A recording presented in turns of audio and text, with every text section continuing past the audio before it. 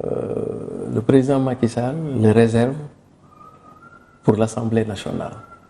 Quand il va, selon la presse, mettre Diouf Sarr candidat de Dakar su boobaa compétition bi ñu nekk ci dualité remplacer président Diouf Sarr moom il est forclos parce que jox nañ ko ville de Dakar ba pare. Est-ce que tu comprends? Il m'a semblé que schéma bi ñu teg nii le président de la République xam nga yàgg nay wax ni oui ni non bu ngeen ko seetloo. effectivement parce que ba léegi kenn xamul fu mu jëm. Très bien. En réalité moom ni oui ni non ce n'est pas pour finalité la présidentielle de 2024, mais c'est pour finalité de pouvoir maîtriser ses troupes. D'abord pour les élections locales, ensuite pour les élections législatives. Et puis, effectivement, là-bas, il aurait compris.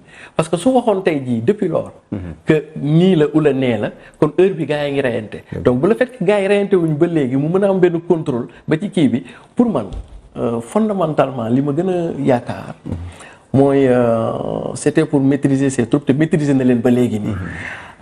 Banen bi moy am na risque majeur. Même si le parti au pouvoir investit Abdoulaye Diouf Sarr, pour autant il n'a pas encore gagné la bataille parce que le profil qui me semble le plus en phase de gagner la ville de Dakar, c'est Soham Wardini pour 2 ou 3 raisons. Soham Wardini, je suis très bien. Non, ça veut dire que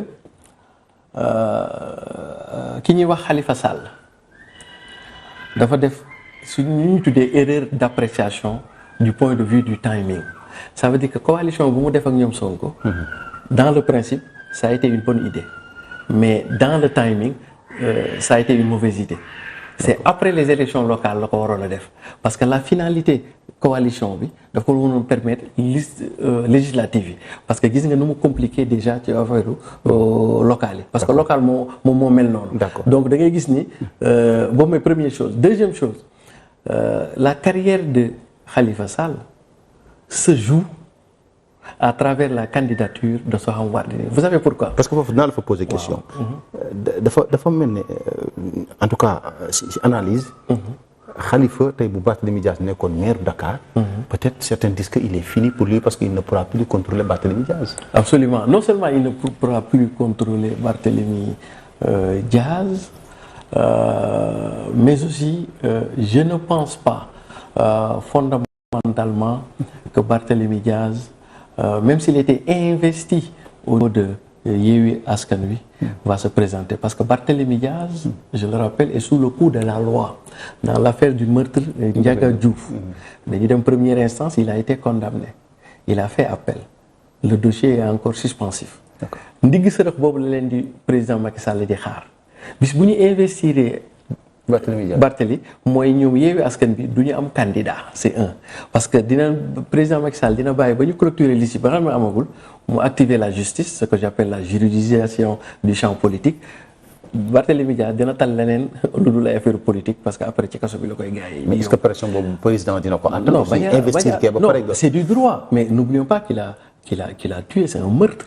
C'est un meurtre, quoi qu'on puisse dire, c'est un meurtre. Peut-être que moom li ko ci xaw a may chance sax mooy li mu jàppale woon Macky Sall gagné mais su fekkoon Abdoulaye Wade moo gagné heure bi waxatuñ ko. Donc première grille de lecture. Si d'aventure Yewwi Askan Wi investissait Barthélémy comme candidat donc na leen leer ni ñoom du ñu dem élection du ñu am candidat première grille de lecture. Deuxième grille de lecture c'est concernant Khalifa Sall. Khalifa Sall joue sa carrière politique à travers la candidature de Soham nu ma koy waxee mooy su fekkee Khalifa Sall il n'a pas ce leadership pour pouvoir imposer sa candidature qui reste Soham Wardini quoi qu'on puisse dire depuis que Barthélémy di agité moom mi ngi toog rek di cel et tout le monde sait que fi mu jaaree Soham Wardini ma rappelé ni maire de Dakar Khalifa Sall bi ñu ko waree tëj amoon na waa PS yu fa nekkoon yu ko waroon a mën a wutu mais demul jëli leen dafa dem jëli Soham. Mais loolu choix politique lañ ko. C'est choix politique la donc même choix politique yow par cohérence politique pour wala ni choix Khalifa Sall Soham la parce que yow doo jël nit ne ko remplacer ma ci mairie bi ñuy demal ci élection mairie bi nga koy dem di ko jëndee keneen amul cohérence donc Khalifa Sall choix am de cœur et de raison Soham Wardini la mais difficulté bi am mooy Soham Wardini officiellement AFP la bokk jusqu'à présent et que Barthélemy xëtt na ci la maintenant léegi Khalifa Sall bis bu amul leadership au niveau de coalition bu mu nekk ba imposer sa propre candidature je doute fort de son leadership pour pouvoir diriger ce pays-là. Un, deux. Donc l'investiture de Soham Wardini doit être une bataille personnelle pour lui. Pour ñu investir. mais ak li ko Barthélemy Dias jàppale si xeex yëpp bi mu nekkee si biir. mais que dina yomb si moom. mu choisir aussi Soham. mais en réalité c'est Soham qui a plus moo gën a jàppale Barthélemy Dias que. non mais Barthélemy si terrain bi muy xeex bañ koy jàpp di ko. non da nga naan Barthélemy mooy nekk ci média bi mais xeex ci terrain bi Soham yéen a ngi fàttaliku. peut-être Soham diplomatie bi. waaw non même xam nga yaa ngi fàttaliku.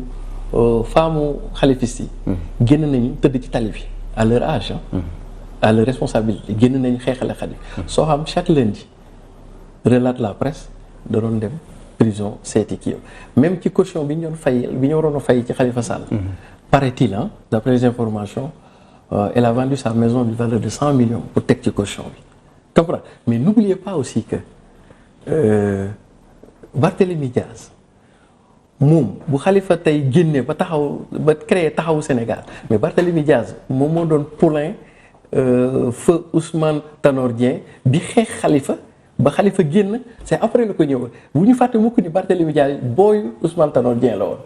te bi ñu amee tension entre Ousmane Tanor Dieng ak Khalifa Sall dans un premier temps Barth a pris fait et cause pour Tanor ba kii budde après la ko ñëw rejoindre. D'accord. Comprendre donc bu ñu koy fàttee ci analyse bi ba pare troisièmement mooy du point de vue stratégique tey jii su ñu amee un maire boo xam ni il est disons par extraordinaire ñu faloon Barthélemy Dias ça veut dire que la ville de Dakar est bloquée pour qui connaît l'administration moi j'ai été dans l'administration dans la fonction publique ministère alors qui connaît l'administration ça veut dire que pendant tout son mandat et tant que le régime est en place aucun mandat ne sera payé.